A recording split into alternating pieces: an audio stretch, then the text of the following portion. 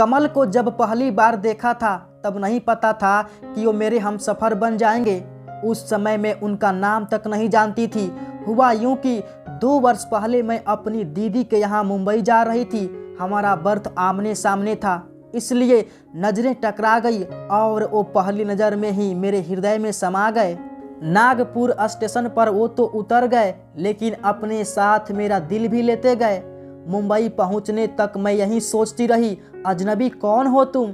जब से तुम्हें देखा है सारी दुनिया मेरी आंखों में सिमट आई है। घर पहुंचने पर भी मैं अब तक ट्रेन की उस बर्थ में ही खोई थी। हर पल सोचती काश एक बार फिर उनसे नज़रें मिल जाती। पर जब एक दिन मैंने उन्हें अपने ऑफिस में देखा तो मेरा दिल खुशी से झूम उठा। पता चला वे हमारे एजेंसी के मार्केटिंग मैनेजर हैं और कमल नाम है उनका। अब तो काम के सिलसिले में हमारी अक्सर मुलाकातें होने लगी। धीरे धीरे हम एक दूसरे को अच्छी तरह जानने समझने लगे थे। मेरे प्रति उनके मन में उठ रही भावनाओं को मैं महसूस कर रही थी। लेकिन एक दिन वे बिना कुछ बताए छुट्टी लेकर अपने घर चले गए। कई दिनों तक न उनका फ़ोन आया और न ही कुछ हालचाल का पता चल पाया।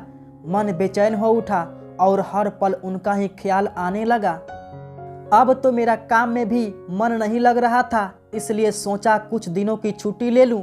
लेकिन दूसरे दिन जब अपने केबिन में कमल को देखा तो मन खिल उठा। हम दोनों के कदम एक दूसरे की तरफ बढ़ने लगे, लेकिन कमल के कुछ कहने से पहले ही मैंने प्रश्नों की झड़ी लगा दी और वे एकटक मुझे देखते रहे, जैसे कह रहे हो इसे अचानक हो क्या गया है। पर मेरा दिल रो पड़ा जब कमल ने बताया कि वो एक लड़की से बेहद प्यार करते हैं और परिवार वाले भी उनकी शादी के लिए तैयार हैं। मुझे लगता है कि वो भी मुझसे प्यार करती है, इसलिए सोचता हूँ उसे प्रपोज कर दूँ। तुम क्या कहती हो? मैं हाँ कहकर बड़ी मुश्किल से अपने अश्कों को पलकों में छुपाकर वहाँ से चली गई। बुझे मन से घर पहुँची ही थी कि पता चला कल लड़के वाले देखने आ रहे हैं। पर मैं कमल के अलावा किसी और के बारे में सोच भी नहीं सकती थी, इसलिए मैंने उन लोगों को ना कहने का फैसला कर लिया। सारी रात सोचते हुए करवटों में बिता दी कि आखिर कमल के अपनेपन को प्यार समझने की भूल मैं कैसे कर बैठी।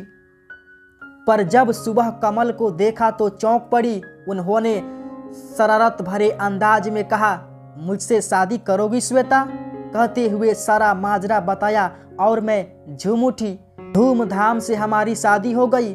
जिन्हें सिर्फ एक बार देखने की चाहत थी, उन्हें हम सफ़र के रूप में पाकर मैं खुशी से फूली नहीं समा रही थी।